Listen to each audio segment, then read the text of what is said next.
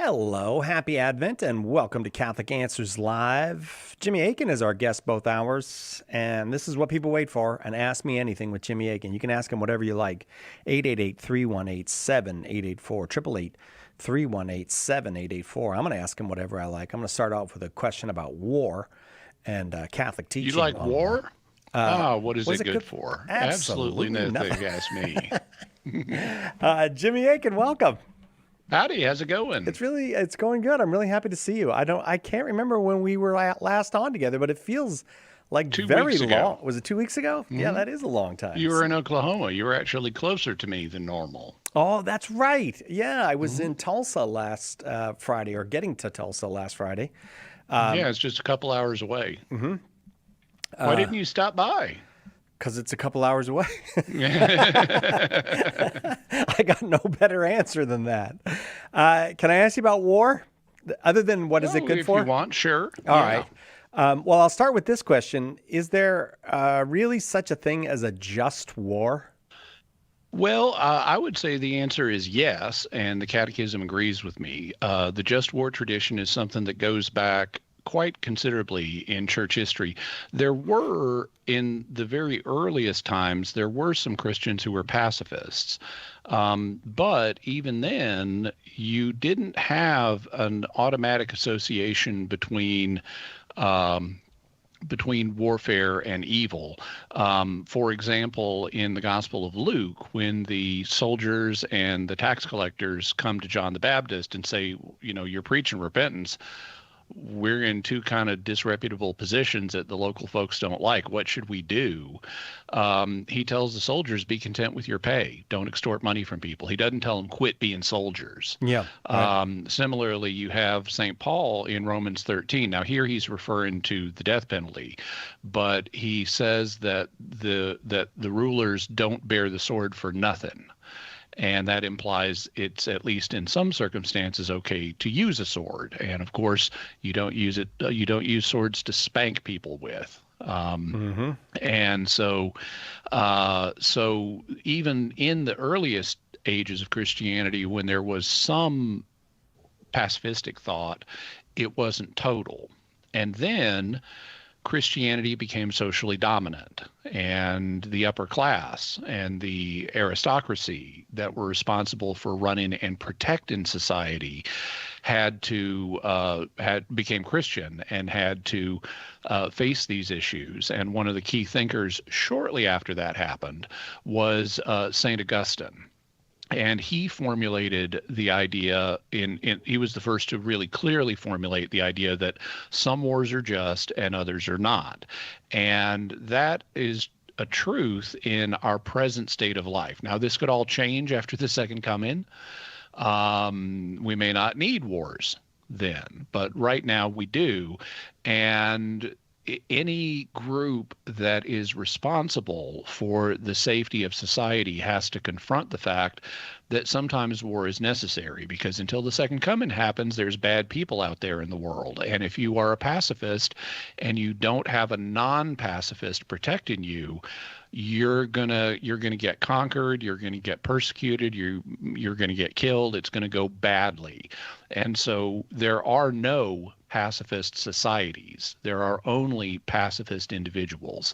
And pacifist individuals essentially, I'm trying to think of a polite way to put this, but essentially they live off the largesse of their non-pacifist neighbors, who are the ones responsible for protecting them. And so, yes, I would say this side of the second coming, there is such a thing as a just war. So if there's a just war, and let's say you entered a just war, you entered a war justly, does that mean once you're in the war, you can do whatever you got to do to win it? Absolutely not. There are one of the principles of just war theory is that the moral law still applies during time of war. So it may be necessary to use lethal force in order to win the war, but that doesn't mean you can use it indiscriminately. And so there are such things as war crimes, like targeting civilians, for example, or other war crimes like to name a common historical one, raping women. That's happened in a lot of wars. Um, Using force that to just decimate entire areas or killing people just based on their ethnic group, genocide. There needs to be a use of lethal force that is sufficient to win the war, but it can't take intrinsically immoral forms. So even once you're in a just war, just because you got into the war justly doesn't mean the war is going to stay just if you prosecute the war in the wrong way. Okay, so I feel like there was a time. By the way, is this a practical question, or I'm not thinking of having a war. I'm not. I have not. Okay. No, and I don't think I would. If I were to begin a war, I think it would not be a just war because I'd have some more questions if this was a practical question. No, no, not practical at all. But just bear in mind, no targeting civilians, no genocide, no nothing like that, just for future reference, just in case you ever do decide to start a war. It seems like what we hear from popes now is a lot of a kind of abstract talk about war. Prayers like no more war or war no more, that kind of thing, and then a lot of moral instruction to avoid war and not be warlike and all of that. It seems like in the old days, popes used to be like, yeah, this is a good war, go get them. Oh, yeah. Well, in the Crusades, for example, I mean, the Latin phrase Deus vult, God wills it, is associated with Crusades. So there's been a notable shift in tone regarding war from popes. And they haven't, to my knowledge, ever explained why that is, but I think some of the reasons are fairly obvious. One reason is that we are now in a globalized situation. And this is something where, back during the Crusades, the Pope could say something in Rome and it might get communicated to Christian princes around Europe. Oh, yeah. But it's not being broadcast to everyone in the world all at once. Yeah, yeah. And so popes have to watch their language more carefully. Even during the Middle Ages, popes were down on war and they didn't want Christians fighting each other. They wanted the Pax Christi, the peace of Christ, to prevail within Christian society. And in fact, it's been proposed that that's one of the reasons some of them endorsed crusades. It was a way of getting the Christian princes to stop fighting fellow Christians. I mean, if you're going to fight somebody, at least fight non-Christians was the idea. But you can see in later European history how when Christians were fighting other Christians in Europe, popes tended to be neutral because they've got to minister to all Christians. And if they were seen as, oh yeah, he's favoring this side over that side, well, that could lead to schism, and that could lead to people having their affiliation with the Christian church, and specifically the Catholic Church, deteriorate. And so popes needed to stay neutral largely, especially after a certain point in time. They needed to stay neutral with respect to intra-Christian conflict. And you see that even in the wars of the 20th century. But something else happened in the wars of the 20th century. It actually started in the 19th century. They got big. Yeah. And we started having bigger wars than ever before in history. The American Civil War was an example of that. The Franco-Prussian War was an example of that. World War I, World War II. And then we got an even bigger game changer, which is nuclear weapons. And so popes redefined their role as we want to promote peace. We want to avoid war. We want wars to end as quickly as possible with the least casualties possible, because now we have truly civilization-ending technology. And it's really important that we don't use it to end civilizations. So So that's, I think, responsible for the tone shift. Now, there are some associated ideas that also maybe playing a part here. For example, you'll often hear that, oh, it's so much more violent now than it was in the Middle Ages, and now we have these terrible weapons, and wars are just getting worse and worse. Actually, that's not true. There's a very well-researched book from a few years ago by Steven Pinker called The Better Angels of Our Nature. And he looks at the odds of an individual dying by violence on the scale of thousands of years into the past, then hundreds of years into the past, then just decades into the past. And actually, the chance of dying by violence is going way down. People were much more likely to die by violence in the millennia in the past, and hundreds of years in the past, and even decades in the past than they are now. So it is not true that wars are getting worse and worse. They're actually getting more restrained and rarer than they were in the past. I mean, if you read the Old Testament, which say, between 2,000 and 3,000 years old, you'll find references in the historical books to this happened at the time when kings go off to war, because there was a set time of year when kings would launch wars. And instead of saying, oh, yeah, this happened in May or April or, the Jewish equivalents, they'd say this happened at the time kings go off to war. That's how common warfare was. War season. They were using it to date events. Yeah.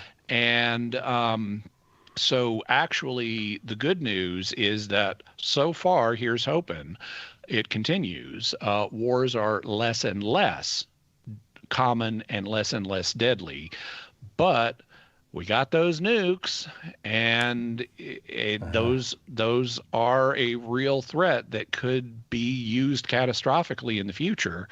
So I think that all of that's responsible for why there's been a tone shift on war with popes and bishops and so forth. Jimmy Akin is our guest. Your calls are welcome. There's one line open. You can get on it. You can ask Jimmy anything. 888-318-7884. Catch Catholic Answers live anytime at Catholic.com. Are you a coffee drinker? If so, you can now enjoy a coffee roasted to perfection by the Carmelite monks of Wyoming. Delicious Mystic Monk coffee is roasted and prepared by monks in a hidden cloistered monastery and is available in over 25 varieties. All Mystic Monk coffees are works of perfection and labors of love. For more information on how to purchase Mystic Monk coffee, visit mysticmonkcoffee.com. That's mysticmonkcoffee.com. This is Father Dwight Longenecker. Catholic Radio helps to spread the gospel of Jesus Christ around the world in the fullness of the Catholic faith. With sound teaching, orthodox theology, reverent worship, EWTN is doing the very best work we can to spread the fullness of the faith in the Catholic Church throughout the whole world. The world needs EWTN Catholic Radio, now more than ever.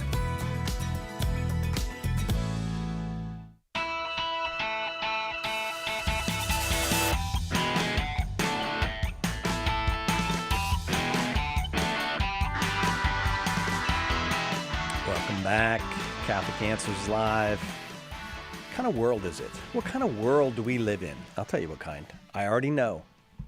A mysterious world. And how did you like that, Jimmy? Nice segue. Yeah, thank you. Thank you very much. So you know it's coming. Well, Jimmy Akin lives in a mysterious world anyways. As a matter of fact, Jimmy Akin's mysterious world is one of the most popular spots on the podcast. I was going to say podcasting dial, but there is no dial. But metaphorically, if you want. Metaphorical podcasting dial. What dropped today on Jimmy Akin's mysterious world? Well, today's episode is about the Calvine, Scotland UFO encounter from the 1990s. This was an incident where you had a couple of guys, and originally they were just identified as a couple of guys, but actually they were poachers.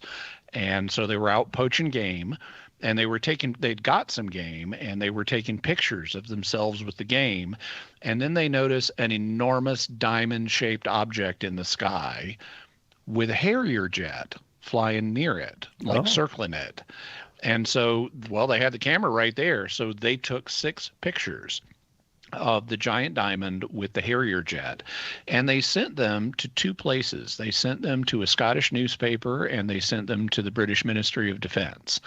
And the British Ministry of Defense was also in contact with the newspaper after this and said, why don't you send us those photographs and the negatives too? And then the whole thing got buried, and we didn't get a good look at one of the photographs for 30 years. But now we have it.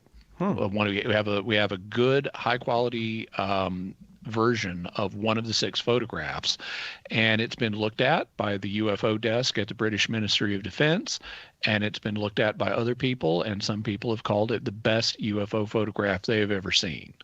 So if you're interested in finding out about the Calvin UFO encounter and what it might be, check out today's episode of Mysterious World.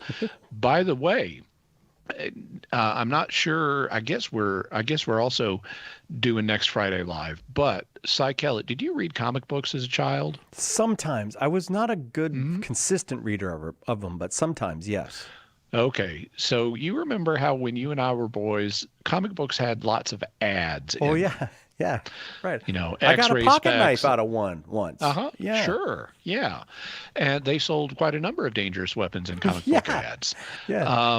But one thing you may remember is some ads for some magical looking creatures called sea monkeys. Oh, yeah. I do remember sea You monkeys. remember the sea monkeys? Very much. They look so cool.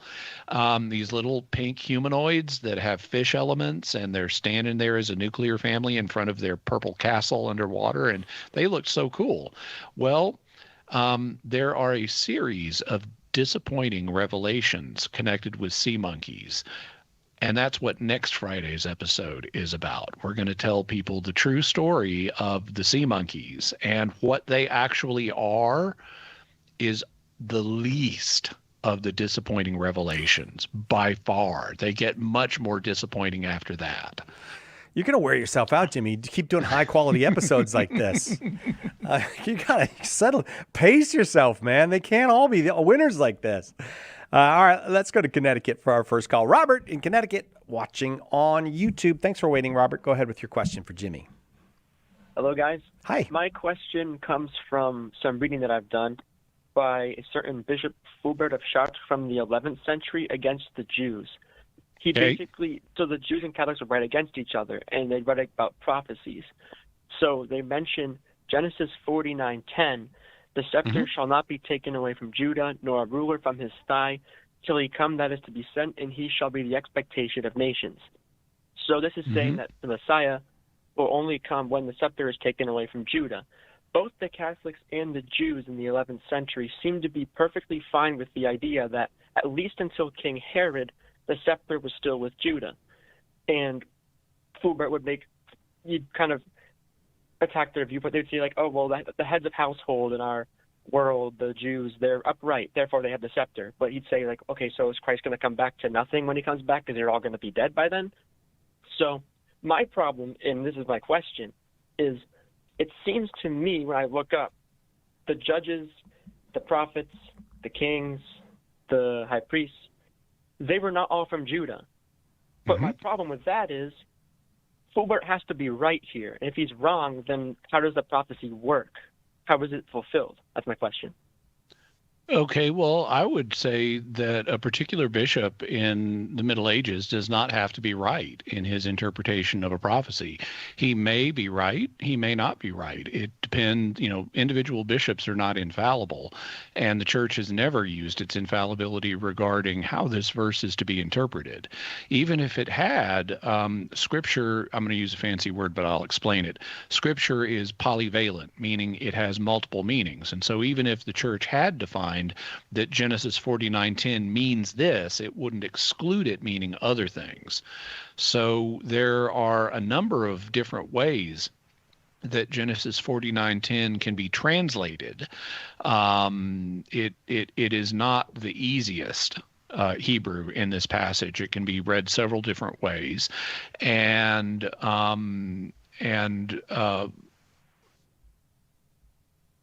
it even was translated differently notably differently in like the Greek Septuagint than what we find in the Masoretic text in the Hebrew. And so the fact that this can be understood, and even in English translations, you'll see it translated different ways. And all those different ways it can be translated open up different interpretive possibilities for how you could take it.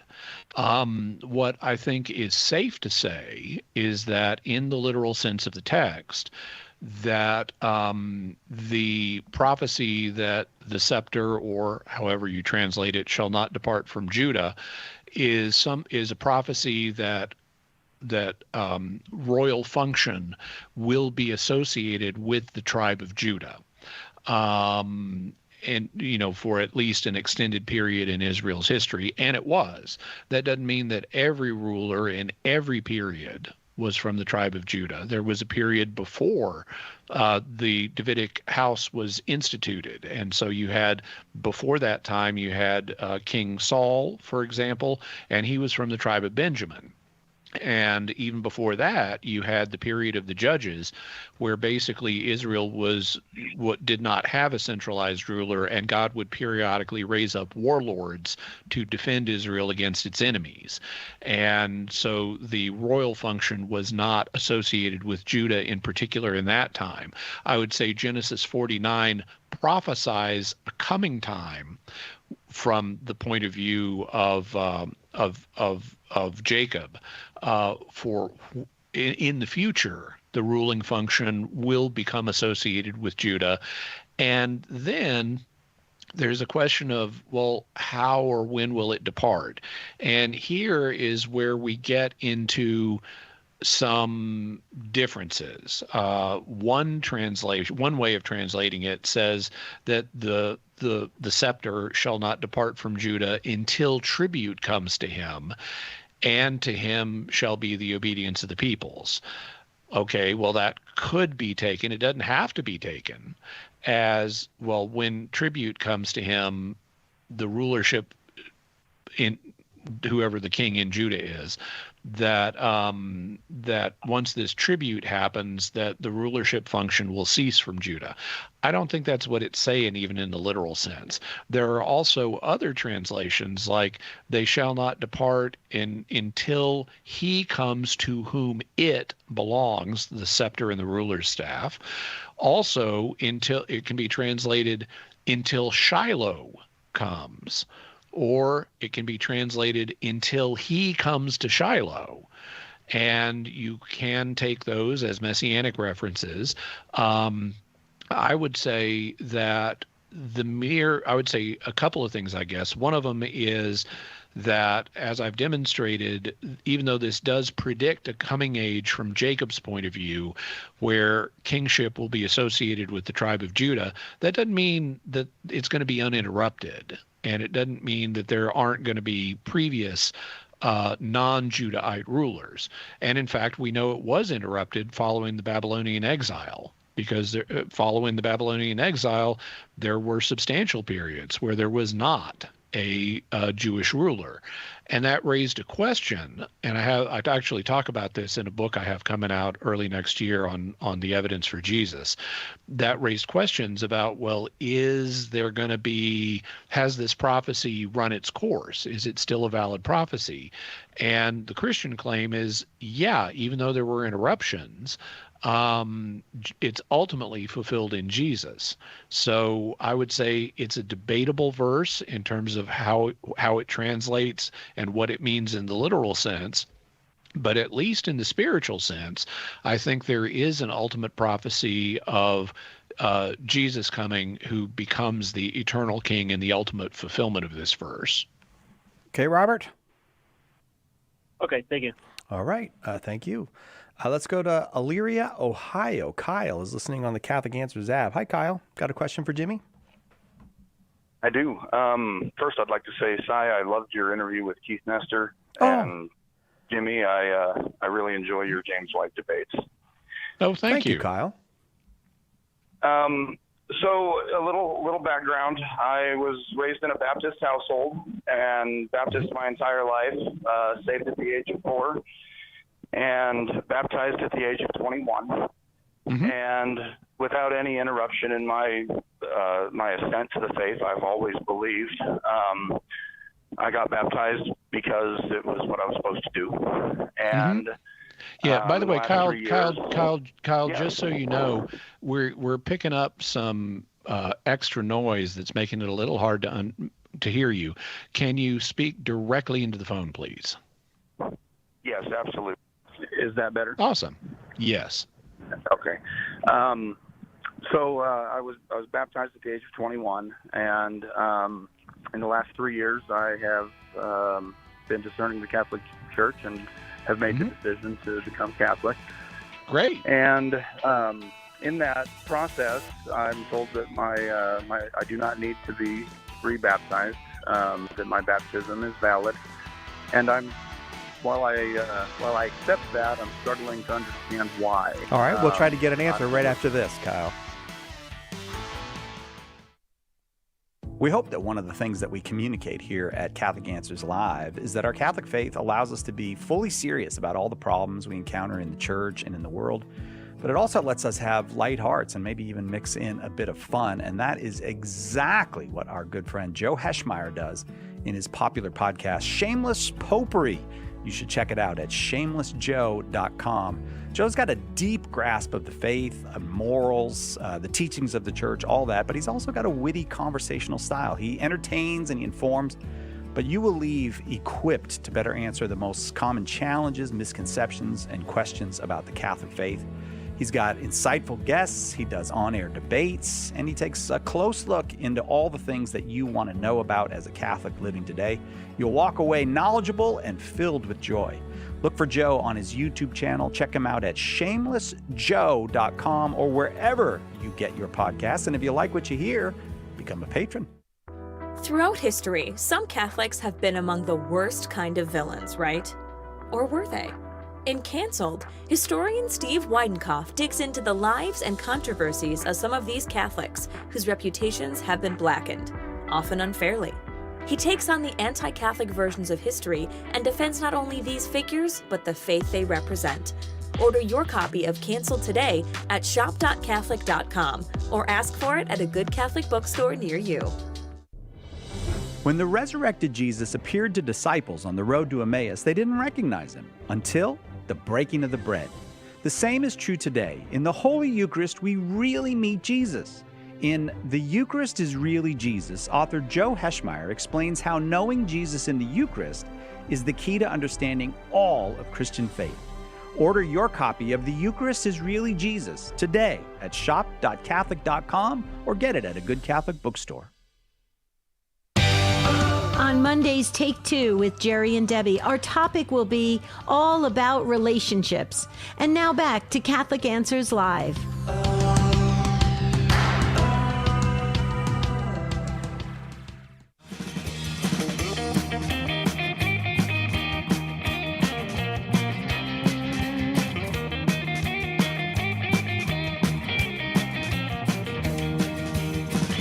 Little bit of groovy music for you.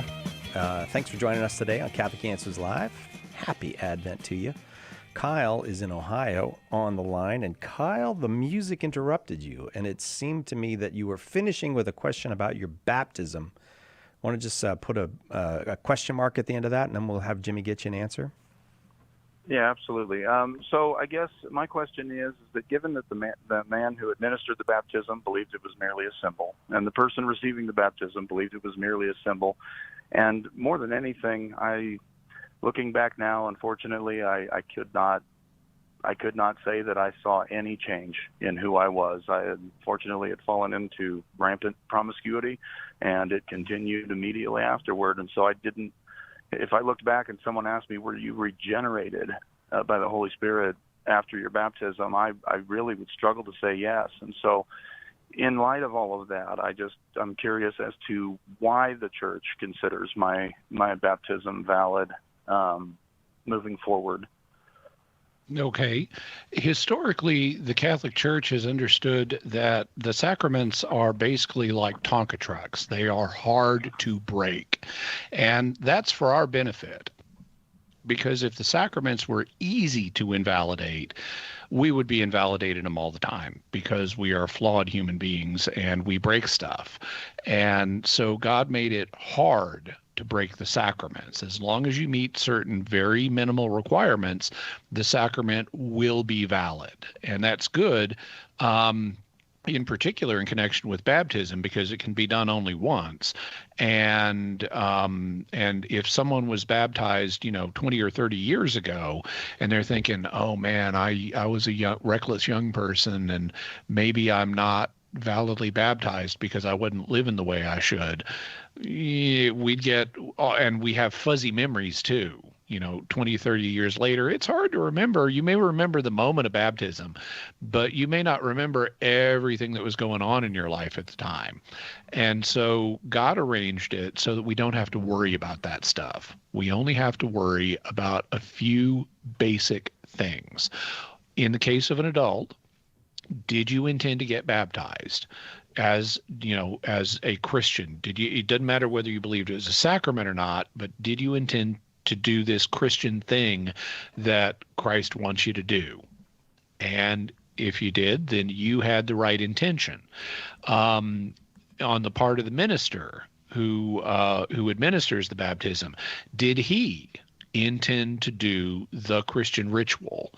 Whether he believes it's a sacrament or not is another question, but did he intend to do that thing that Jesus wants Christians to do? As long as he did, then he had the right intention. Did he use water, natural water for it? If he did, then he used the correct matter for baptism. And did he baptize you using the correct words, or what's known as the correct form of baptism? And that's really all you need for a valid baptism. You need a valid intent on the part of the baptizand, the person who's being baptized. You need a valid intent on the part of the person who is the baptizer. You need the proper matter, which is water. You need the proper form. And if you got those four things, you got a valid baptism. Now, that's a separate question of, is it spiritually fruitful or not? If someone is living in unrepented mortal sin, well, they're excluding sanctifying grace from their soul. So they're not going to get sanctifying grace at the moment of baptism. Baptism will be valid. It's just not going to be spiritually fruitful, to use the term that's historically been used. Later, when the person cleans up their act and repents of the previously unrepented mortal sin, okay, now it'll become fruitful. But that's been the historic understanding of all this. Now, if you have concerns, what I would suggest is say, okay, I understand the church regards my baptism as valid, but I want a conditional baptism. A conditional baptism is where they baptize you using an added formula indicating that this is only happening if it's possible to baptize you. So the formula could be something like, if you are not already baptized, I baptize you in the name of the Father and of the Son and of the Holy Spirit. That way it respects the fact that baptism can be done only once. If you are baptized, this conditional baptism is not a baptism. On the other hand, if you're not currently baptized, you just thought you were, then now this conditional baptism is going to be a real baptism. You notice the words I used. If you are not already baptized, I baptize you in the name of the Father and of the Son and of the Holy Spirit. So it's a conditional statement, which is why it's called a conditional baptism. And it's used as a kind of fail-safe, just in case there were any problems with a person's previous baptism. Up until like 100 years ago, when people from other Christian traditions were received into the Catholic Church, it was standard to do a conditional baptism. More recently, it has not been standard, but it is still an option. And when I became Catholic, I insisted on a conditional baptism. And so even though church theology says that based on the fact pattern you described, your baptism should be fine, if you still have concerns about it, you could request conditional baptism. What do you think? Thank you. You know what? My heart has been put at ease by that. I appreciate that very much.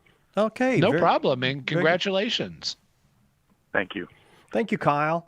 On we go. It's Ask Me Anything. Jimmy Akin, our guests. We're going to Ryan in Glen Rose, Texas, listening on the Catholic Answers app. Welcome, Ryan. You got a question for Jimmy? Yeah, of course. Oh, hi, now, Ryan. Jimmy, I was wondering. Say what, Si? I said hi, Ryan. Bonjour. Bonjour. Konnichiwa. Anyway, What's the question, Ryan? Okay. Now, I was curious, Jimmy, even though the Roman Empire didn't have an actual king when the Roman Senate gave Herod I the title King of the Jews, did they allow Herod to rule as an absolute monarch, or was he fulfilling the role of what some empires, European empires of old, called a viceroy? Neither. Okay, so the connection between kingship and the Roman Empire is complex. Originally, Romans had kings, and it got to a point where they didn't like their kings. I think the last one was Tarquin Superbus or Tarquin the Proud, and they kicked out their kings and formed a republic. And so they were super, super proud of the fact that, unlike other people, we don't have a king bossing us around. Well, then Julius Caesar happened. And Julius Caesar functioned like a monarch. He basically took over all kinds of stuff. And he was functioning as a king, and it was really obvious to everyone he was functioning as a king, but they didn't want to call him a king because that would damage their national pride. And so, and technically the term imperator or emperor wasn't used until the time of his successor, Augustus. And so the Roman emperors, even though they functioned like kings, they couldn't be called kings because of the unique historical circumstance in Rome. And it's similar to here in America. You know, we threw off the shackles of our former British overlords, you know, no offense to our former British overlords. And consequently, we have to call ourselves a republic, not an empire. Even though we seceded from the British Empire, we aren't an empire. Even if sometimes we function like one, we can't call ourselves an empire for historical reasons. But that's the case with us, and the same thing was the case with the title king and the Romans. But even though they couldn't have a king, they had no problem with other people having kings, provided the other, as part of their empire, provided the other king was subservient to the emperor. And so what they would do is they would appoint what are called by historians client kings.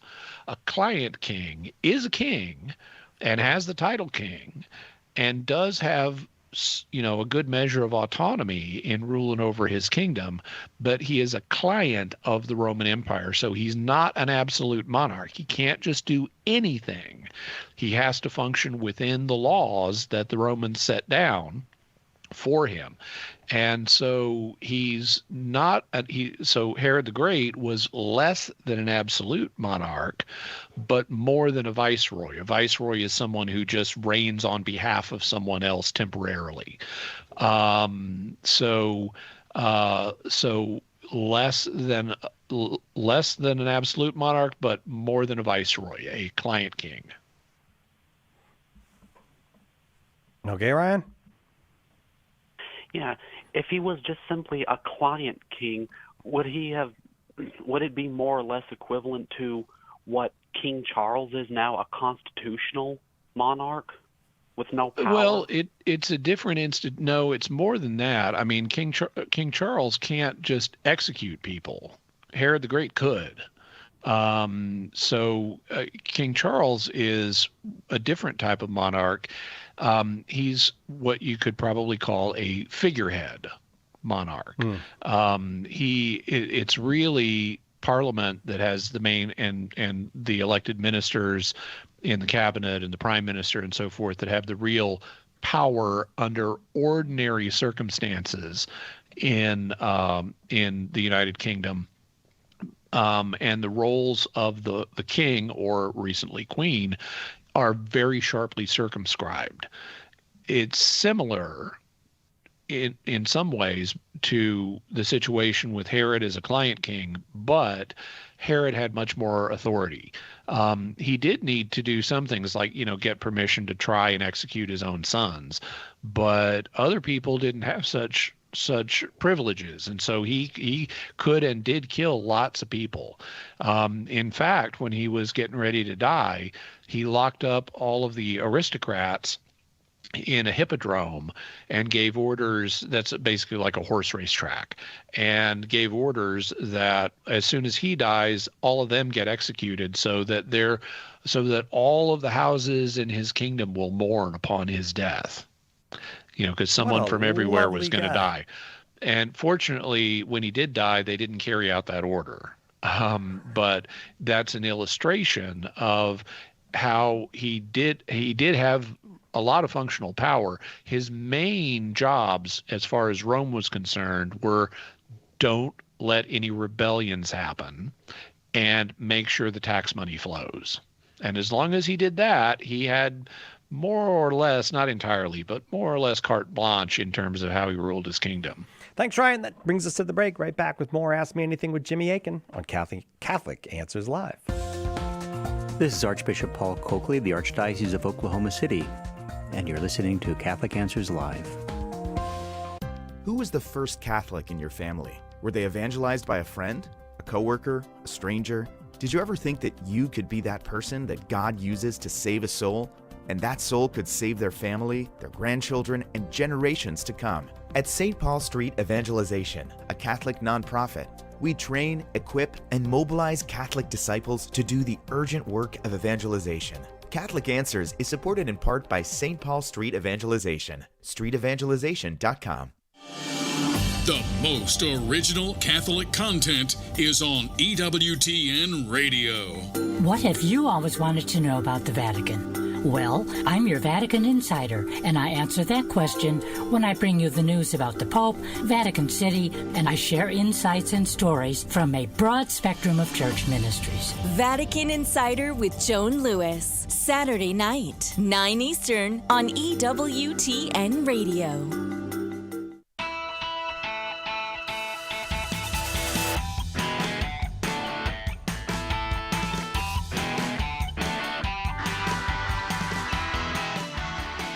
Welcome back. Catholic Answers Live. Still time to shop, to do your Christmas shopping at shop.catholic.com. Look, let me just say two words that are going to get you over there. Saint plushies. That's right. We've got Saint plushies. And all of Jimmy Akin's books and all the other apologist books over there, and tons of new products. Check it all out right now. There's tons of stuff on sale at shop.catholic.com. Going to Long Island, and I think it's our old friend Gil in Long Island. Hi, Gil. Hi, Gil. Hello. Hello. Good evening. Good evening. Hey. You got a question Praise for Jimmy? the Lord. Amen, brother. Yes. Before I ask my question, I just want to ask if you guys could pray for me. I don't know if you remember, I had an operation in my eye more than a year ago, and it helped only a little bit, not much. And I went again to the doctor, and they said that I have glaucoma now, so I've been having a lot of pain in my eye. I can't get my mind off of it on my left eye. Now I'm starting to have pain on my right eye as well. So on the 18th of the month, they're going to decide. The doctor said the operation is going to be hard if I do have an operation. Gil, I'm sure that not only us, but I'm sure many people listening are praying for you as well. But I can assure you that we here at Catholic Answers will pray for you, Gil. I'm sorry to hear that. Yeah, it's really uncomfortable, but you guys make me comfortable, and I love Jimmy's laugh. It's so gorgeous. Praise the Lord. My question, in Matthew 17:21, it says, however, this kind does not go out except by prayer and fasting. Why do some Bible translators leave that out, and do you consider it to be an accurate translation, and would it agree with the Catholic translations of the Bible or whatever, the Greek? Okay. Okay, so there's not really a difference between modern Catholic Bibles and modern non-Catholic Bibles on this. The reason that Matthew 17:21 is not in most contemporary translations is that it is not found in key manuscripts of Matthew. It was in various manuscripts of Matthew that were used at the time the verse numbers were assigned. And so that's why you, for example, find it in the King James Version and the Douay-Rheims Version. But since that time, the science of manuscript science has just exploded. We have thousands of manuscripts now, and we have complex lineages of where we can look and say, okay, which lineages have what wording and which verses and so forth. And one of the things it turns out is it looks like Matthew 17:21 was not in the original version of Matthew. It was added later. And so that's why you don't find it in modern contemporary Bibles for the most part. And it doesn't matter whether they're Catholic or non-Catholic. You're not going to find it in most of them, regardless of who did the translation. Now you might wonder, well, why is this? If it was added later, why was it added? Cy Kellett, would you have any idea why it was added later? I could think of a couple reasons. One would be somebody maybe made a note or something and it got accidentally kept, the note. Uh-huh. And another might be the scribe maybe just made an error? No? Okay. Well, yes. If it got added, it was an error. Someone made an error at some point. But as far as the nature of that error, one of the things that happens when scribes are going along and they've got one manuscript in front of them, or it's being read to them and they're copying it down. You know how we have these three gospels that we call synoptic gospels? Yeah. And they're called synoptic gospels. Synopsis means from a common viewpoint. And so Matthew, Mark, and Luke, the three synoptic gospels, have a common view on how to tell the story of Jesus. And that means they include lots of the same stories. Right. So you'll find like the parable of the sower in more than one gospel. Well, okay, this event happens in more than one gospel. But in particular, it happens not only in Matthew, it also happens in Mark.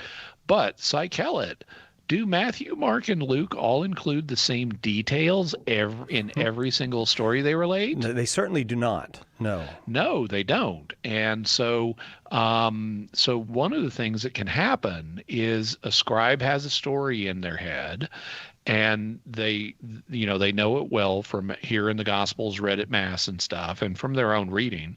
And then when they're doing their copying task, either they're looking at, let's say, Matthew, and they're going, wait, or someone's reading it to them, and they hit verse 17:21, and the story just continues with no 17:21. And they're going, well, wait, what about that? This kind only comes out with prayer and fasting bit. That ought to be in here. Oh. I remember that. I remember hearing that read. And so they add it. And it turns out they're remembering correctly, but they're remembering it from Mark, not from Matthew. And so one of the things that happens in synoptic gospel manuscripts is sometimes a scribe will remember something correctly, but he's remembering it from a different gospel, and he duplicates it in another. So this statement is in Mark chapter 9, but it apparently got stuck in the memory of a scribe who put it in Matthew 17 at an equivalent place in the story. Gil, a lot of times the scribes were distracted by Sports Center and other things that they would be watching while they were scribing. So, Yeah. Also, just something else for folks, whether not just you, Gil, but everybody. Most Bibles today have footnotes that explain the kind of thing I just did. So if you're ever wondering why isn't this verse here, look in the footnotes, and there'll probably be an explanation. Thanks, Gil. Off to Tulsa, Oklahoma. I was just there. Sarah in Tulsa, Oklahoma, listening on St. Michael Radio. Welcome, Sarah. Hi, thank you. It's nice to talk with you. I don't know if we saw each other in Tulsa. No, I wish, but nope. Me too, Sarah. All right, well, what do you got for Jimmy? My question has to do with, I don't know, this is kind of a weird question, but it has to do with the genetic abnormality, like the chimera. Mm-hmm. Yep. I wanted to know if we would consider the twin that was lost to have been a person, if there actually was another person conceived that was kind of absorbed by their twin. Mm-hmm. Would we ascribe personhood to them? Yeah. Okay. So let me back up just so people know what we're talking about. A chimera it's originally a creature from Greek mythology, and it was made up of several different creatures. But in recent times, the term from mythology has been applied to organisms that are composed of several different organisms that merged together. And so it's kind of similar to the mythological chimera. In the case of humans, chimerism does happen, and most people have no clue that it's happened. My understanding of how it happens is sometimes you have fraternal twins that are conceived in their mother's womb, and then they merge. And so the child then develops normally, and there's one person, but if you examined them on the cellular level, since these were only fraternal twins, not identical twins, they have two different genetic codes. Some of their cells will have the genetic code of twin A, and some of them will have the genetic code of twin B. And so they're kind of a patchwork person that has cells from both of the original twins. Now, in terms of would these original twins be persons prior to their fusion? Yes. Anytime you have a living human organism, you have a human person. And they have a human soul. And so if they were, now there are some weird fringe cases that don't actually involve twins, but involve something that doesn't even look human, even though it's got a human genetic code. It's teratomas that's the word I was looking for. And if you had a baby that absorbed a teratoma, then the teratoma would presumably not be a person. But if it's twins, if it's two fraternal twins and they merge, both of them would have been persons and would have had souls prior to the merger. The question would then be, well, what happens to the two souls after the merger? Well, there are a couple of options. One option, if the new fused twin is basically the same as one of the originals, let's say it's basically the same as twin A, so that you could describe it as this is twin A, they've just got some added genetic matter. Well, then you could argue that twin A continued to be alive and just absorbed some new genetic matter. Twin B, however, did not continue living. So twin B died and their soul went off to be with God. Another possibility is that if the two twins merged, if A and B merge in such a way that the new baby can't be identified with either twin A or twin B, well, then you've got a new conception at the point of the merger, and you've got a new person with a new soul at that point. And since neither twin A nor twin B survived, both of their souls went off to be with God. there's the music, so that's about all I can do with it, but I hope that's helpful, and no problem about asking weird questions. Weird questions are what Jimmy Akin does. Okay. As a matter of fact, we have a show called Weird Questions with Jimmy Akin. So, Sarah, you came to the right time, place, and person here with your question. We've got, it looks like maybe 2 lines will be open during the break. So if you're on the line, please just hang on the line. If you haven't called yet, it's Ask Me Anything. So if you've got a question you'd like to ask Jimmy Akin, now is your opportunity. 888-318-7884. Right back with more Ask Me Anything with Jimmy Akin on Catholic Answers Live.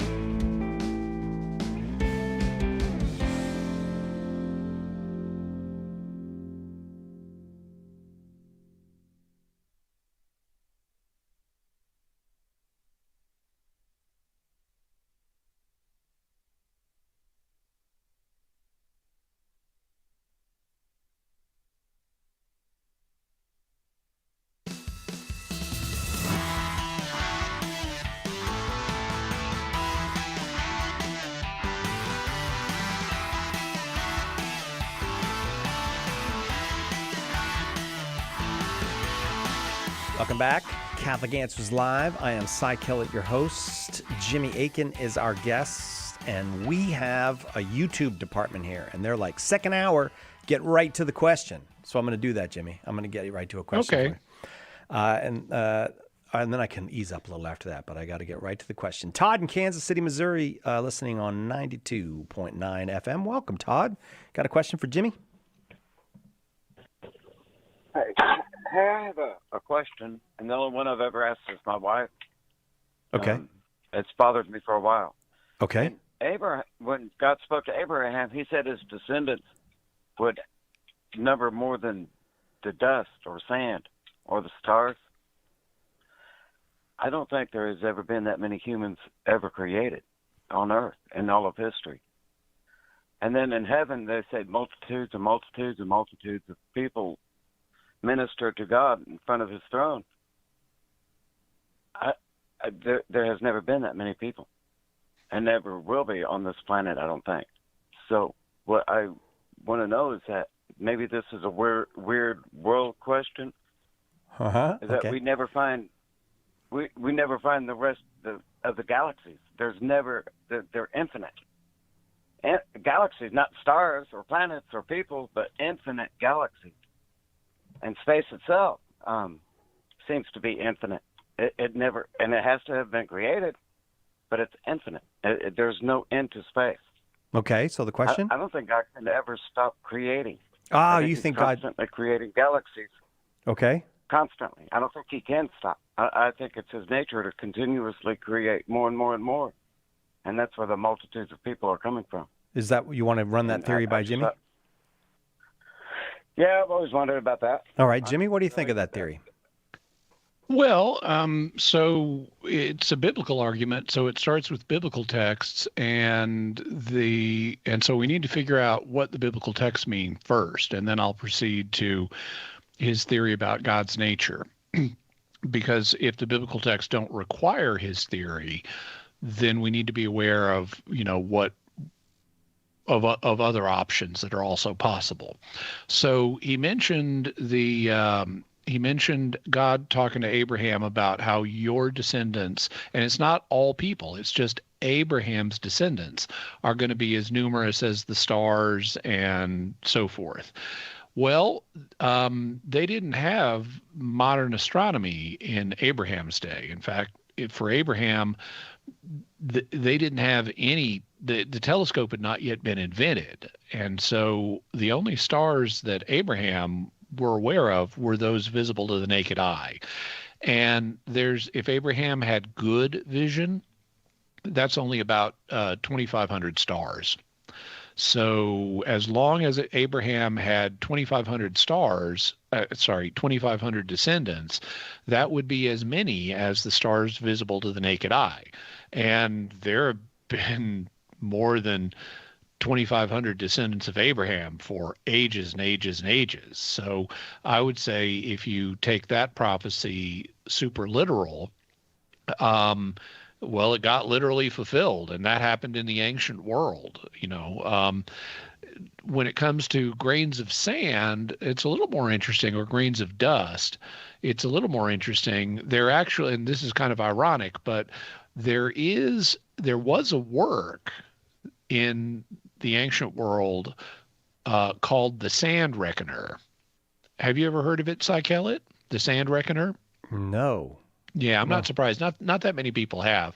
But what it was an attempt to calculate the volume of the universe.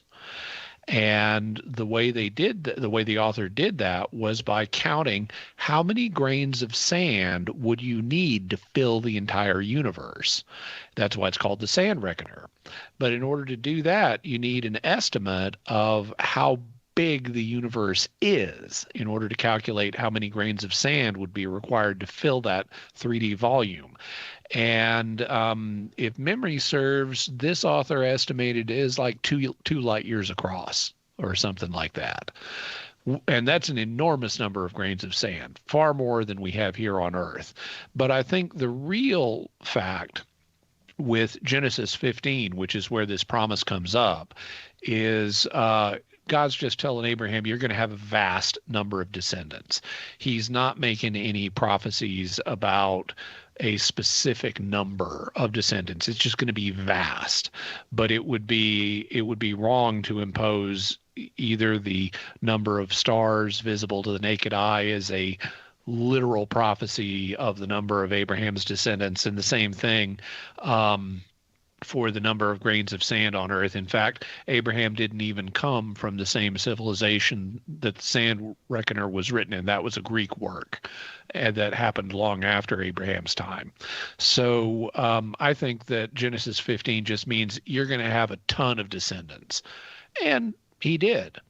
What about the text in Revelation? Well, Todd used the word multitudes. I believe he said multitudes of multitudes. And there is a passage in Revelation that talks about myriads of myriads.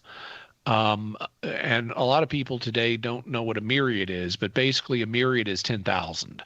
And so a myriad of myriads would be 100 million. Well, there's way more than 100 million people on Earth right now. And so if that's what you're using, it also is not going to require God to keep infinitely creating people in order to fulfill it.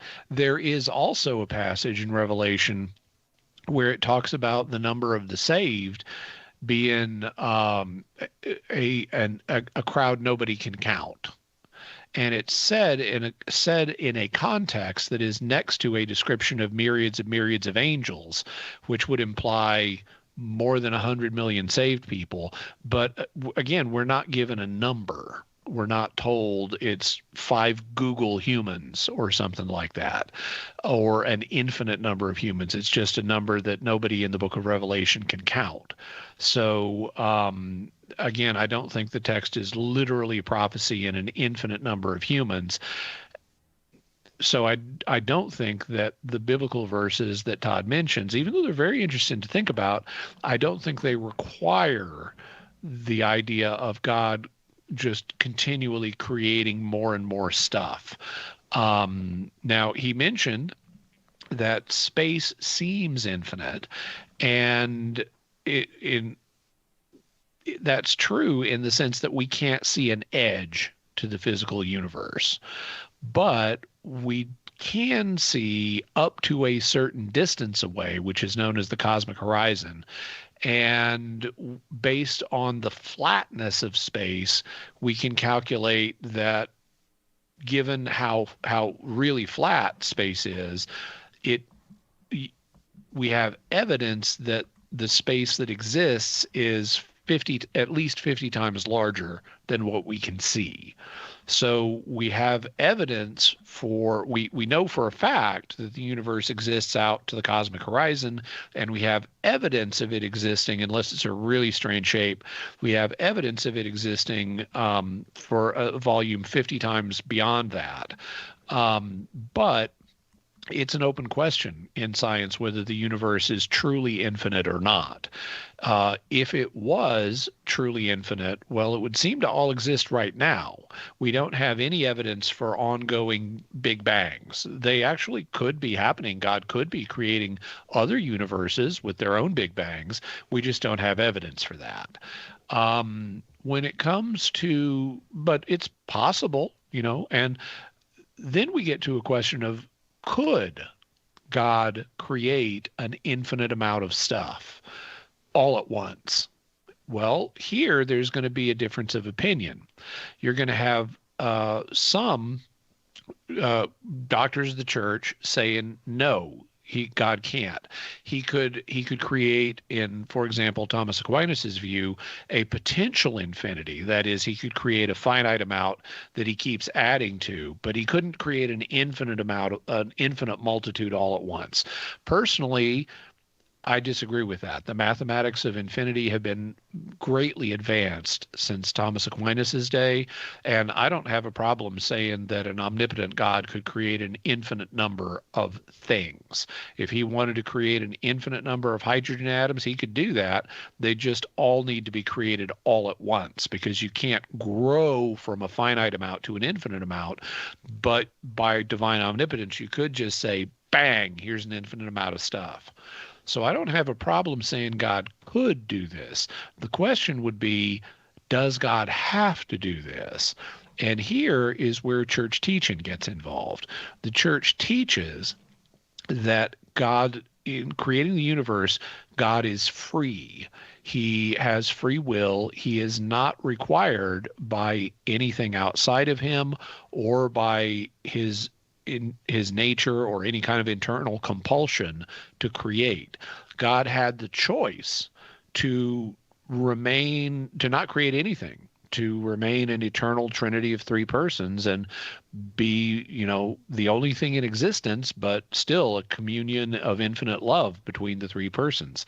He chose freely to go beyond that and create the world and us in it. And he may have chosen to create other worlds. In fact, like I said, I don't got a problem with the idea God continues to create worlds and could even create an infinite number of them. But I don't think we can prove that because we don't have biblical evidence for it and we don't have scientific evidence for it. The church teaches that God's act of creation is free and therefore he's not compelled to do this. So I'm not saying it doesn't happen, but if it happens, it's because God chooses to have it happen, not because he's required to have it happen. Todd, I'll tell you what, I'd like to send you a couple books if you'd like them. Jimmy has a book called The Bible is a Catholic Book, about the Bible, and a smaller book called The Words of Eternal Life, True Happiness and Where to Find It. If you would like those two books, Todd, just hang on, give us an address. We'll send them out to you in Missouri. And we got to take a quick break. Right back with more Ask Me Anything with Jimmy Akin on Catholic Answers Live. Miss a show? Make sure to catch up by downloading the podcast, available online at Catholic.com. Underwriting for Catholic Answers Live is provided by Magnificat. Published monthly, Magnificat features texts of daily Mass, prayers, articles, meditations, art commentaries, and more, in step with the liturgical rhythm of the Church, on the web at Magnificat.com. Underwriting for Catholic Answers Live is provided by Real Estate for Life. Real Estate for Life connects homebuyers and sellers to real estate agents while supporting pro-life organizations. On the web at realestateforlife.org. The EWTN radio listener comment line is open right now for you. If you've got a question or comment about what you hear on EWTN radio, we'd love to hear it. Call 205-795-5773. We'd also like to know how our programming has impacted your life or the life of someone you know. That number again, 205-795-5773. And thank you for listening to EWTN radio.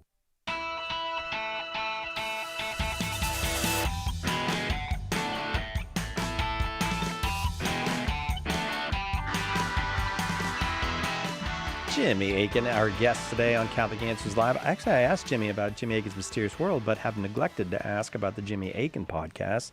Those drop on Mondays. You can find them on YouTube. You can find them wherever you get your podcasts. The Jimmy Akin podcast, Monday. What dropped, Jimmy? This last Monday, it was a book. It was an episode about when two books of the New Testament were written, and two books because they're a pair. Luke, the Gospel of Luke, and its sequel, the Book of Acts. And so I go through the evidence and I tell you what I think the evidence indicates for when Luke wrote both his Gospel and the Book of Acts. Coming up on this Monday, it's going to be when was the Gospel of Mark written? So I'm doing an occasional series. I'm not just plowing through them. I may do that, but I haven't decided to do that yet. But I'm going through the four Gospels and Acts and telling you when they were written. I've already done Luke and Acts. Monday, I'm going to do this coming Monday. I'm going to do Mark, and then in the future, I'll do Matthew and John. All right. When were Luke and Acts written? Will we get any sense of where or no? Yes. You will? I talk about that, and I'll just spoil that. I think they were written in Rome. Oh, okay. And okay, all right, very good. Check it out, Jimmy Akin Podcast. Just remember that, Jimmy Akin Podcast. You can find that wherever you get your podcasts. You can find it on YouTube. We had a caller a little while ago, Jimmy, from Edmonton, Canada, who did not want to ask the question on the air, but did want to know, is homeopathic medicine from God? Okay, well, I mean, I guess it's kind of going to depend on a few things. One thing is, what do you mean by of God or from God? It's not like God's a medical doctor. No. So like if you said, are heart transplants from God? Well, actually, I'm not going to use that one because that's a problematic example. But if you said some other kind of medicine, like is conventional medicine from God? Well, God didn't invent conventional medicine. God knows all the principles of every form of medicine and whether they're good or bad.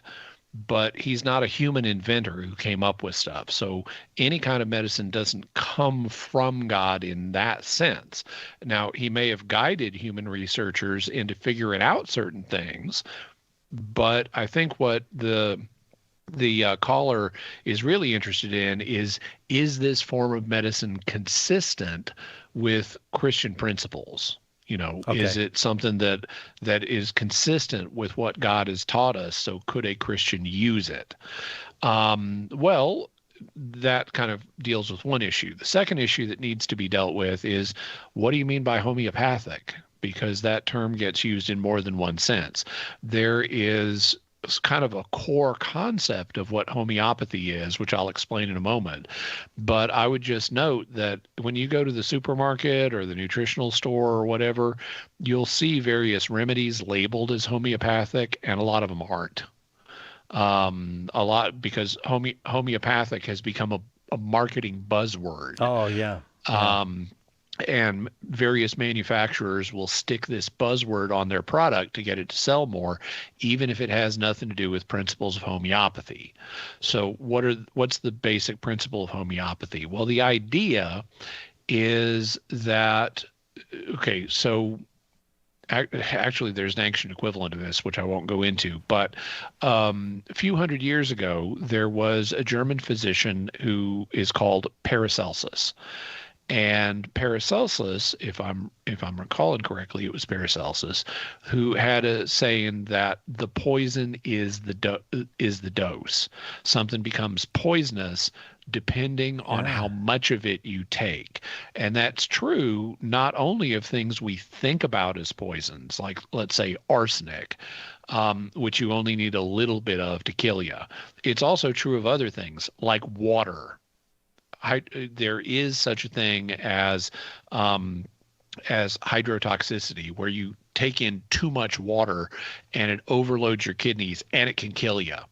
In fact, there was a very tragic incident a few years ago. I think this was the 1990s in Northern California, where a radio station, and this was one of those crude radio stations, but they had a contest where people were supposed to drink water, and whoever could drink the most water would win a game console that was manufactured by a company called Wii, or that was the name of the game console, WII, Wii.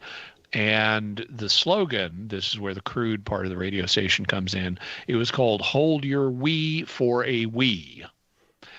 And when they announced what the contestants were doing about this, a nurse called in and said, "You guys are doing something incredibly dangerous.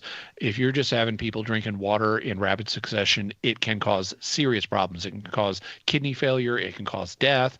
And the hosts laughed her off. No. And the woman who won the contest, she wanted to win this game console for her kids. She died because she got water toxicity. She drank too much water. Her body could not process it fast enough, and it killed her. So even water, and oxygen too, taken in sufficient doses can be harmful. And so Paracelsus was right. The poison is the dose. Any substance you want to name, below a certain dosage, it's not harmful. Above a certain dosage, it is harmful. And so, like, if you have 1 atom, arsenic is an element, but if you have 1 atom of arsenic in your food, it's not going to do anything to you. So there is a low enough arsenic dose that it's no longer a toxin, but above a certain dose, it becomes a toxin or a poison. So the idea of homeopathic medicine is that when you take something that ordinarily would cause a negative symptom, but you take it in a low enough dosage, it can actually neutralize that symptom. And you might say, well, what's an example of that? Well, to give this is kind of an example, salt, sodium chloride. We all need sodium chloride, but if you take too much of it, it's going to cause bad symptoms like high blood pressure, for example. On the other hand, if you took absolutely no salt, no sodium, no chlorine in your life, then your blood pressure would be bad in the other direction. So you need a certain amount of both sodium and potassium. You need a certain, not potassium. Potassium's in the same column of the periodic table as sodium.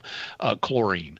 You need a certain amount of both elements to have blood pressure in the right range. So if you take too much sodium chloride, it's going to spike your blood pressure. But if you take the right amount of sodium chloride, it's going to have your blood pressure be where it needs to be. Well, according to homeopathy, a principle like that applies to a lot of different things. If you took too much of it, it's going to cause you a problem. But if you already have that problem and you take the right amount, it can neutralize it. And according to standard homeopathy, the amount you need is really, really, really small. And so what homeopathists historically have done is they've taken volumes of water and put in it a tiny, tiny amount of a substance. Let's say the poison mistletoe. Okay, because mistletoe. If you just start munching on mistletoe, you're going to poison yourself. Well, they'd put a certain amount of mistletoe in the water. I mean, they'd crush it up and stuff like that, but they'd put a certain amount of mistletoe in the water, and then they would dilute it. So they'd pour in more water and mix it all up. And then they pour in even more water and mix it all up. And they keep diluting and diluting and diluting until the mistletoe to water ratio is incredibly small. And then they give you this highly, highly diluted mistletoe water to treat the kind of symptoms that eating too much mistletoe would cause. So that's the basic principle. Here's the twist, though. In 1905, Albert Einstein proved that atoms are real. They're not just mathematical tricks that are convenient to use. Matter is actually made out of atoms. And we subsequently have learned to calculate how many atoms are in a given volume. And based on the proportion of water that homeopathists are using and the amount of mistletoe that homeopathists are using, it is very unlikely that even a single atom from the original mistletoe is in the volume of water that you're going to drink. It is so diluted that the atoms are still there, but the volume that you're going to drink is probably just pure water. Okay. And so how could that have an effect different than just drinking normal water? Well, there are proposals, and homeopathists have proposed things like maybe there's a water memory that the water molecules absorb information from the mistletoe that was put in them, and so you're drinking essentially some kind of like structured memory water that will have the effect based on the mistletoe that is needed to cure your disease. So that's the claim. The question is this supported by scientific evidence? Well, there's a difference of opinion on this. Lots of studies indicate homeopathy does not work better than placebo. That doesn't mean you shouldn't take it. It could have a placebo effect, and you could take it knowing it's a placebo. It may do you some good. So as long as you know this may do me some good, and it may not be anything other than placebo effect, well, sure, you could take that. Just don't waste all your money on it. But you could take it and see if it works. On the other hand, there are some studies that have been done that suggest homeopathy may have a slight effect that goes beyond the placebo effect. Oh. And so I would say this is an ambiguous area, but there is no clear violation of a moral principle here. Okay. But if you're going to use homeopathy, don't neglect conventional medicine. Thank you for that question from Edmonton. Right back with more Jimmy Akin. Have you ever wondered about the mysterious, even obscure aspects of the Catholic faith? Dive into the Jimmy Akin podcast, where Jimmy brings together information from many fields as he pushes the boundaries of apologetics.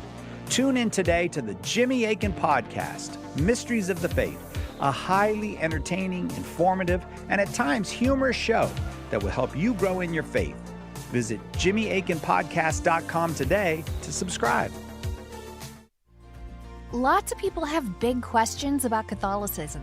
It needs a big book of answers, and now it's got one. The Big Book of Catholic Answers is filled with helpful replies to more than 250 questions about the faith. Questions about God, salvation history, the Creed, the Bible, the list goes on and on.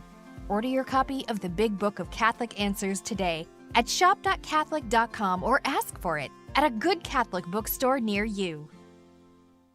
We hope that one of the things that we communicate here at Catholic Answers Live is that our Catholic faith allows us to be fully serious about all the problems we encounter in the church and in the world, but it also lets us have light hearts and maybe even mix in a bit of fun, and that is exactly what our good friend Joe Heschmeyer does in his popular podcast, Shameless Popery. You should check it out at shamelessjoe.com. Joe's got a deep grasp of the faith, morals, the teachings of the church, all that, but he's also got a witty conversational style. He entertains and he informs, but you will leave equipped to better answer the most common challenges, misconceptions, and questions about the Catholic faith. He's got insightful guests, he does on-air debates, and he takes a close look into all the things that you want to know about as a Catholic living today. You'll walk away knowledgeable and filled with joy. Look for Joe on his YouTube channel. Check him out at shamelessjoe.com or wherever you get your podcasts. And if you like what you hear, become a patron. On Monday's Take Two with Jerry and Debbie, our topic will be all about relationships. And now back to Catholic Answers Live.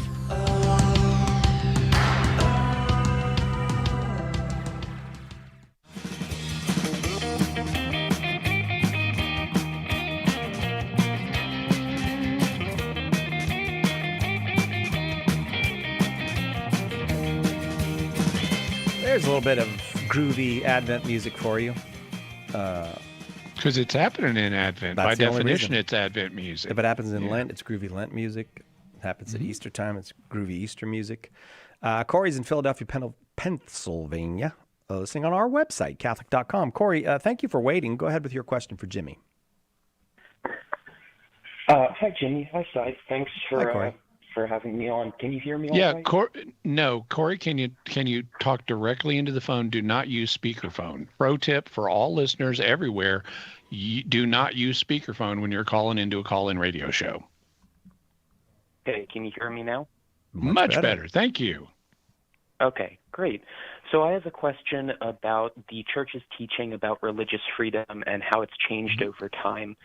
So there's two ecumenical councils I'm looking at, the Fourth Lateran Council, specifically Canon 3, and then Vatican II's Dignitatis Humanae, So Canon 3 talks about the necessity to hand over heretics to civil authorities for punishment, about shunning suspected heretics, and public office holders needing to swear an oath to expel heretics. And then Dignitatis Humanae talks about religious freedom and immunity from coercion. So my question is, like, how do we interpret these two documents as being consistent with each other? Because it seems like, looking at, I guess, the translation of the text, because the original's in Latin, it seems like there's a contradiction there, because those things that the Lateran Council talks about seem to be coercion, and that seems to be something that Vatican II would not allow. Okay, now you referred to Canon 3, and I think you may be thinking of Section 3 or Chapter 3 from Fourth Lateran, which is about heretics, but it's not just a canon. A canon is typically a sentence or a few sentences at most. This is much more extensive than that. But when you look at it, it is not, let's start with the kind of contradiction that would really count. And that would be a place where in one document the church infallibly teaches that a proposition is true, and in another document the church infallibly teaches that that same proposition is not true. That kind of contradiction has never happened in the history of the church, and it will never happen, because the Holy Spirit protects the church when it attempts to teach infallibly. Now, Second Vatican Council never taught anything infallibly. It did repeat some earlier infallible teachings, like the transubstantiation and stuff like that, but it never taught any new infallible teachings. So nothing that you're going to find in Vatican II that's new is going to contradict something previous that was infallible. But when it comes to Fourth Lateran, not everything it said was infallible either. In fact, I'd have to check how many things Fourth Lateran said that even are infallible to begin with. Now, I know it taught at least one, because it taught transubstantiation, but lots of other things that councils teach are not infallible at all. They're policy decisions. And some ecumenical councils from the Middle Ages, they didn't teach anything infallible. In fact, all of their canons, with some of them, are just policy decisions. Like, if anybody trades with the Turks for the next 5 years, they're going to be ceremonially excommunicated. So their bishop's going to do an anathema if they trade with the Turks in the next 5 years. But after that, they can trade with them again. Okay, that's just a disciplinary decision. That's a policy. That is not a matter of teaching. So since Section 3 here of Fourth Lateran is extensive, I would have to go through it line by line and evaluate whether an announced decision is an infallible teaching or a fallible teaching, a non-infallible teaching, or not a teaching at all, but a policy or something like that. What I can tell you, and I don't have time to do that live here on the air, so I can't give you a full answer, but what I can say is we never have passages that are infallible and that contradict each other. And lots of things people assume are infallible are in fact not infallible, including from councils in the past. And I have no evidence of Vatican II deviating from anything that was infallibly defined at Fourth Lateran. There has been a tone shift, and there have been policy shifts, and there has been doctrinal development in terms of how do we relate to non-Catholic Christians today, but none of that involves the kind of contradiction that would generate any theological worry. Thank you, Jimmy. Do where would you point me for learning more about like what parts of an ecumenical council are considered infallible and what is not? Yeah. So I would say the best place to start is a book that I published called Teaching with Authority. And Cy, why don't we see if we can send him a copy? Corey, all you have to do is hang on. Give Edgar your address. We could send to Philadelphia, Pennsylvania. Sure. Teaching with Authority. Jimmy's book is on the way. You'll have it very soon if you just give us an address. By the way, I'll add one other thing. This is not a universal rule, but when an ecumenical council uses the word anathema and it's applying it to a matter of doctrine, that usually signals infallibility. Here's how, but note this distinction. Here's how the first two sentences of Section 3 of the Fourth Lateran Council's chapters read. The first sentence reads, "We excommunicate and anathematize every heresy raising itself up against this holy Orthodox and Catholic faith which we've expounded above." Okay, that can plausibly be taken as a rejection of all the heresies they just named or anything that contradicts the faith defined above.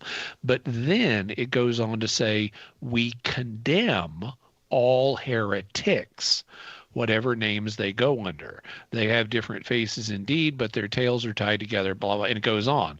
Notice the word anathema dropped out and they started using the word condemn. Well, that would suggest they're doing a different thing starting in the second sentence than what they were doing previously. Previously, they were anathematizing doctrinal errors. Now they're condemning people who have done certain things. And that's a difference between a teaching and a policy right there. All right. I tell you what, Corey, hang on. We want to send it to you. So hang on. We'll send you Teaching with Authority. Andy's in Michigan, also listening on Catholic.com. Andy, thanks. Go ahead with your question for Jimmy. Hi, Jimmy. So before I start with my question, I just wanted to thank you for that homeopathy question because I'm actually a homeopathic student studying under a Catholic homeopathic doctor. That's okay. I wish we had time.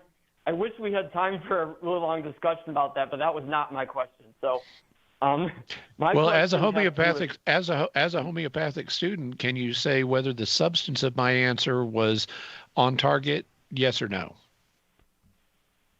Yeah, I think you were very fair to it. I think. Okay, good. My doctor uses a technology called EAV, electroacupuncture according to Vol. And you might want to look into that because that's a really cool piece of technology. Okay. What's your question for me? So my question is about the ethics of AI music. So the thing is that I've written a science fiction novel that's unpublished, and I'm having a hard time getting people to read it. So I wanted to generate interest by creating a soundtrack for it using AI. And I've created one in Suno. AI, but my brother was kind of, thinking that it's wrong to make AI music. Well, for aesthetic reasons, Dietrich von Hildebrand would say that the music has no soul because a human did not create it, and therefore it ought not to exist. The other point of view is that, because I'm not paying a musician to come up with it, then I'm essentially robbing the opportunity of a musician to do it. But the problem is that I can't afford to hire a musician, and I don't have the skill to make the music myself, at least at this point in time. Now, there is a difference between different platforms. Like Suno actually does use copyrighted material to train its AI to generate the songs, and that has ethical concerns for if I was to share a song that was made from other people's music. But there's other AI that use only public domain, and unfortunately they're not nearly as nice sounding as the Suno one. So there's a lot to unpack there. Okay. Well, let me see what I can do. Cy Kellett's going to help me answer this. Here we go. So, first question, Cy Kellett. So the question Andy asks is it ethical to make AI music and share it? Okay. Yeah. Is it ethical to make music, Cy Kellett? I'm going to go with yes. I already knew that Is it ethical to share music that you've made? Yes. All things being equal. I mean, sure. We assume you're not like worshiping the devil in the music or something. Yeah. Okay. So what does AI add to this situation? Well, it's a tool that is used to make music. So can you use tools to make music, Cy Kellett? Yes. Like maybe guitars or banjos. The banjos were the guitars of the 1800s. You could use tools to make music. The argument that Andy attributed, I think, to a relative of his based on something Dietrich von Hildebrand is reported to have said, I'd have to see the argument. I'd have to see what Dietrich von Hildebrand said, and I'd have to evaluate whether I would agree or not. But I suspect I would not agree. Because music does not literally have a soul. I mean, people will talk about music. Oh, yeah, that has a soul. But it literally speaking, music does not have a soul. Only living creatures have souls. And so music done in a certain style does not tell you whether the music ought to exist or not. And consequently, if the music is done in a style that suits your purposes for the music, then it's fine. Music is itself something that humans use to achieve certain goals. And if you craft music in a certain style and it helps you achieve the goals, whether that goal is pleasure or attracting attention to your book or whatever, in principle, that's fine. The only moral question that I think has any traction here is the question about payment. Now, currently, because of the development of computer technology and what it's made possible in terms of file downloading and artificial intelligence learning and stuff like that, we are in a period where copyright law is going to have to change. Yeah. And what it's going to change into will eventually find a stable form, but we ain't there yet. Nobody today can predict exactly what the right balance of goods is. And since nobody today can predict what the right balance of goods is, I can't bind anybody's conscience to a particular balance of those goods. So I would say do what seems reasonable in your circumstance. In this particular case, you're not depriving an artist of income they would otherwise have because you don't have the money to pay an artist at commercial rates. So you're not depriving anybody of income that they would otherwise have if you hired a composer. This is an area where it's all changing anyway, and we don't know the final solutions yet. So I would say how we get to those solutions is by people doing what seems reasonable at the time and then course correcting in the future as we figure out more about this. So I would say do what seems reasonable at the time, and if in the future a course correction is needed, well, do that then. Andy, thanks. That takes us to the break. Right back with more Ask Me Anything with Jimmy Akin on Catholic Answers Live. There's only one Catholic Answers Live. The Catechism defines evangelization as the proclamation of Christ and his gospel by word and the testimony of life. But what does that look like in real life? It looks like St. Paul street evangelists out in the public square sharing the good news. We're a Catholic nonprofit that starts conversations by handing out free sacramentals. Then we employ our method of listen, befriend, proclaim, and invite. Catholic Answers is supported in part by St. Paul Street Evangelization. Visit streetevangelization.com to learn more. Another great podcast on EWTN Podcast Central is The Tangent. Father Sam and Matt connect Catholic apologetics, theology, and prayer to sports, art, and music. You can hear this and other faith-filled podcasts from our friends and affiliates around the world at EWTN Podcast Central. Visit EWTN.com/radio and click on Podcast Central today.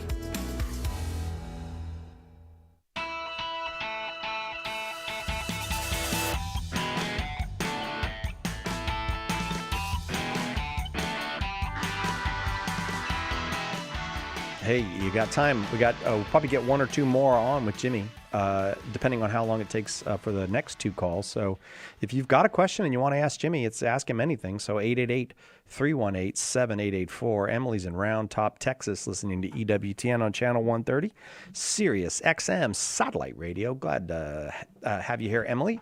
Thank you for the call. Go ahead with your question. Yeah, thanks for taking my call. Sure. Just a quick question about Job. I was reading through Job the other day. I found one verse kind of interesting. It kind of stuck in my head. It was chapter 2, verse 10. And Job's been having not such a great time, and he's talking to his wife. And he tells her, do we not accept good things from the Lord? Should we not also accept evil? And it kind of stuck in my brain because I was like, I know that Job's more of a story. It's not historical. But are we supposed to understand that verse in his statement as Job believes that God can create evil? Because kind of my understanding is that evil can exist in the world that can cause suffering, which God can allow, but not necessarily that God creates evil specifically. I don't know. I just wanted to get some clarification on that. Okay. Yeah, so this is an aspect of what's known as the problem of evil, and it depends on how we're using the term evil, because it's used to refer to two fundamentally different things. One of the things it's used to refer to is moral evil. Moral evil is when someone does something that is morally bad, like, killing 6 million Jews. That's morally bad. On the other hand, there's another kind of evil that in a common term for moral evil in religious circles is sin. Then there's a whole other kind of evil, which is stuff like illness and pain and, pineapple on pizza and things like that. And actually I'm joking about the last one. I don't have a big problem with pineapple on pizza. Anchovies on pizza is another matter. But these are things that are not morally evil, but they are in one degree or another unpleasant and harmful, sickness. And this is what in philosophy and in theology is called physical evil. You can also think of it as suffering. So you've got sin and suffering. Those are the two basic forms of evil. Well, one of the things that is clear to us today, because of the revelation God has given us, as well as all the centuries of theological reflection we've had, is God is not responsible for any moral evil whatsoever. As it's historically been put, God is not the author of sin. So he is perfectly holy. He's perfectly morally pure himself. He does not cause other people to sin. But that still leaves us with physical evil, which is a lot of what Job experienced. Job got sick, he got sores, his children experienced death. That's a physical evil. So Job had lots of physical evil in his life. Does God ever directly himself cause physical evil? This is an open question. Historically, there have been a lot of theologians who would say God can cause physical evil for a good purpose. So it's like when you go to the doctor, let's say you've broken your arm, they may need to jerk your arm and it's going to hurt, but they may need, and that's physical evil, but they may need to jerk your arm back into position so they can put a cast on it and it'll heal correctly. Okay, well, if we can have doctors do physical evil to us, and by the way, all surgery involves cutting your skin open, and that's another physical evil. If we can have human doctors cause physical evil for a good purpose, like helping someone's arm heal correctly or saving their life or whatever, then God could do the same thing. He's not doing anything wrong, because physical evil is not sinful by definition. It's only sinful when it's done for a bad reason. But if there's a good reason, then many theologians historically would say, well, God can do it. And so, so on that understanding, God could do physical evil.